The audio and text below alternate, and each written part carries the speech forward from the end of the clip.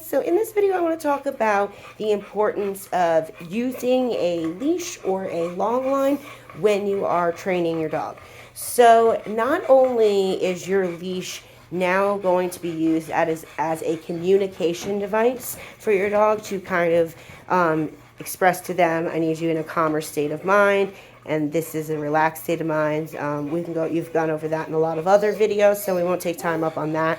Really what I want to show you in this video, though, is why it's so important to have reinforcement. Because when you are training your dog, you are training them to understand that we do things the same way every single time, and that you have follow through with those commands every single time. If you don't have a way to reinforce those commands, if he decides, I don't feel like doing it right now, you are going to devalue yourself as a handler and as a trainer, and he's going to start to understand, if they don't have something on me, I don't have to do it. Now, not using your leash, but having it there. Think of it as a seatbelt. When you put it on in your car, it's there just in case you need it in an emergency, but it is not used to drive the car, right? You are the one that's driving the car. You're steering, you're in control, using body language. But this is your seatbelt in case he decides, I don't feel like doing it. You can make sure that he does it every single time. So, for instance, Mac, a good explanation for this is the place command with Mac. So he still kind of doesn't decide. He decides like when he wants to go on it, or he'll act like he's like confused, right? So what I like to do is I'll go around to the other side. Now you'll see I don't use my leash, but watch, Mac. Good boy, place. Of course, he's gonna go right on when we're recording. Silly boy. Okay. Good boy. So you can see I don't use my leash at all, but it's there as a reinforcer. Sit.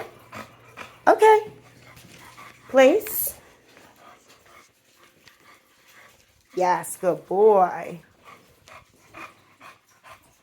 Okay. Sit. Good. Now I'm going to take my leash off completely and see. Let's see if Mac acts any different. He definitely did when the cameras were rolling, but you know, let's see.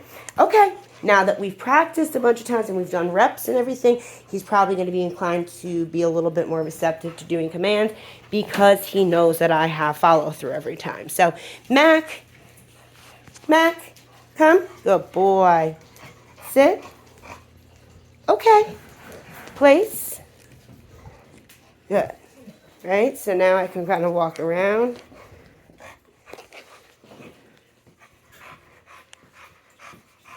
Okay, good boy, come, sit.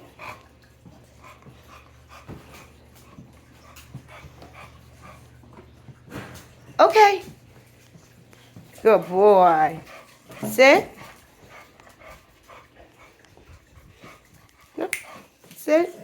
So I use spatial pressure there to move into him to stop him from getting up. Okay.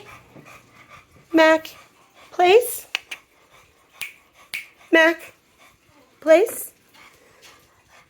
Okay, so right now he doesn't have his leash on. If he decides he doesn't want to do it, I don't have a way to make sure he does it. Mac, see, now I'm kind of up the creek, right? Because I don't have a way to make sure he does it except for physically going over there and pulling him a little bit, which I don't want to do. He needs to walk on his own feet. So if you don't have it on, that's when you can get your dog's attention using his e-collar. Now, we've already started saying place, place, place, so I'm not going to reprimand him again for not placing, but instead I'm just going to act like I have a treat or something and entice him. What's this? Ready?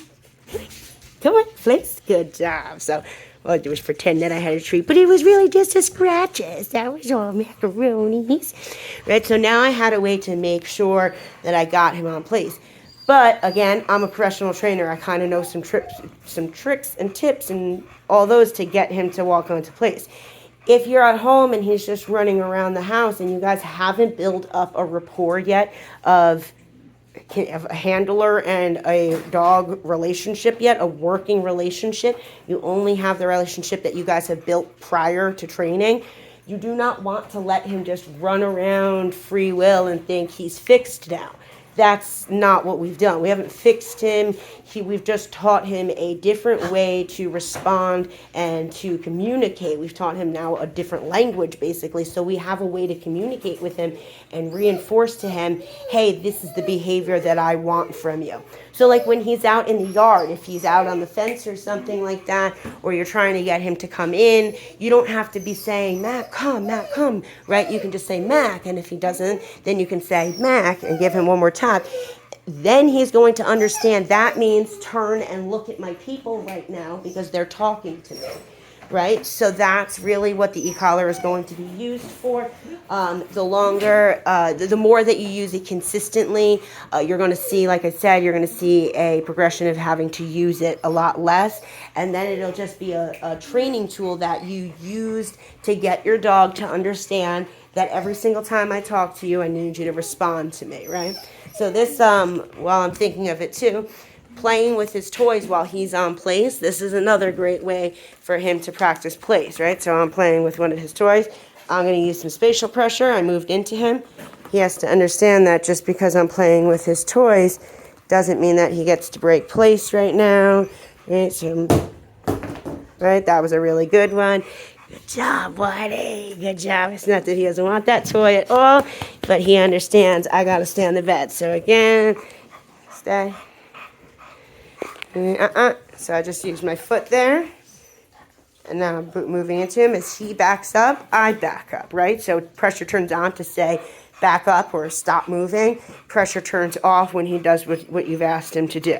So I can play with his toy, right? And do whatever I want with it. Good boy, Brady. And he can have it while he's on the bed. He's allowed to play with his toys on there.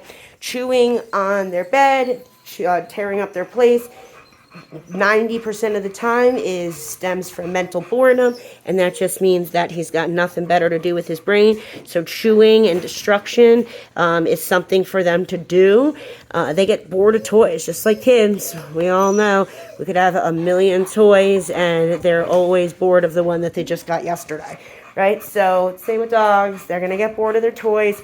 No matter how many toys you have, they're still going to want you to play with them with him.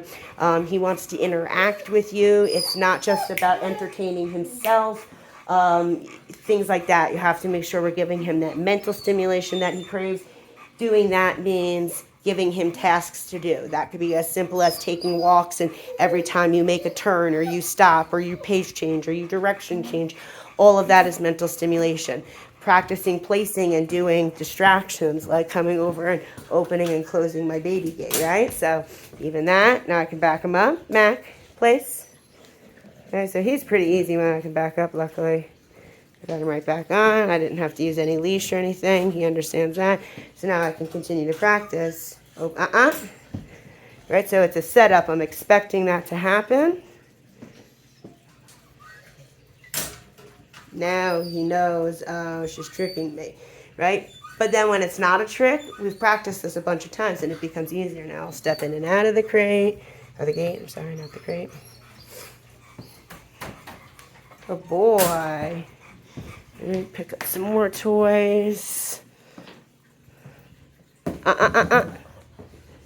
Right, so I threw it. Luckily, I caught him in time. Now I'm expecting the break to happen, right? I'm waiting for it so that I can reinforce to him, this is what I want you to do. Just because a toy falls, or just because someone's coming in the door, or just because your other dog goes running around getting attention does not mean you're allowed to break place right now. Okay. The only time, okay, buddy, he's allowed to break place is when you release him using okay. Good boy, hey, your buddy. This is my buddy. Okay. Okay, good boy. Now in the beginning, especially when I'm training, I try to really reinforce that okay means now you can get off. So I'll entice them. I'll give them some treats. I'll make sure they understand it means you can leave now.